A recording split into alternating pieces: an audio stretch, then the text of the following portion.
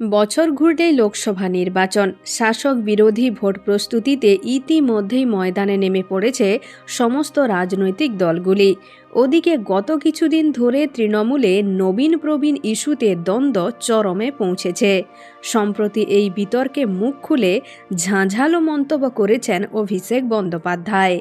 সেই থেকে আরও চড়েছে বিতর্কের পারদ। আর এবার শোনা যাচ্ছে আসন্ন লোকসভা নির্বাচনে নিজেকে কেবলমাত্র ডায়মন্ড হারবারেই সীমাবদ্ধ রাখতে চান অভিষেক। দলের অন্তরে এই খবর ছড়িয়ে পড়তেই শোরগোল। অভিমান নাকি চরম অসন্তোষ? কেন দলে থেকেও নিজেকে গুটিয়ে নিচ্ছেন অভিষেক? উঠেছে প্রশ্ন। সদ্য চিকিৎসা সেরে ফিরেছেন অভিষেক।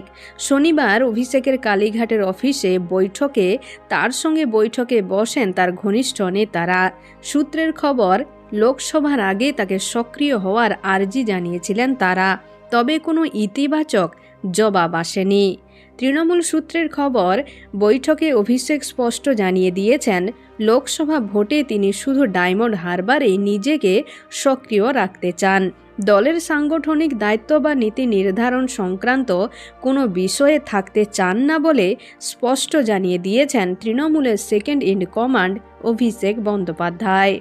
জানা যাচ্ছে অভিষেক যে মাত্রায় নিজের আন্দোলন দিল্লি পর্যন্ত নিয়ে গিয়েছিলেন, সেই জায়গা থেকে তাকে সরিয়ে আনায় ক্ষুব্ধ অভিষেক। লোকসভার আগে তিনি যেভাবে যা প্ল্যান করেছিলেন তার কিছুই করতে দেওয়া বা করা হয়নি বলে দল সূত্রে খবর। ওদিকে গতকাল অভিষেক সরাসরি বেশ কিছু মামলার ভূমিকা নিয়েও ক্ষোভ প্রকাশ করেছেন বলে সূত্রের খবর। সব মিলিয়ে লোকসভা ভোটের আগেই তৃণমূলের ছন্দপতন, এমনই প্রশ্ন উঠেছে একাধিক মহলে। তো বন্ধুরা, এখন এ পর্যন্ত। আবারও দেখা হচ্ছে রাজনীতির পরবর্তী আপডেট নিয়ে। ধন্যবাদ।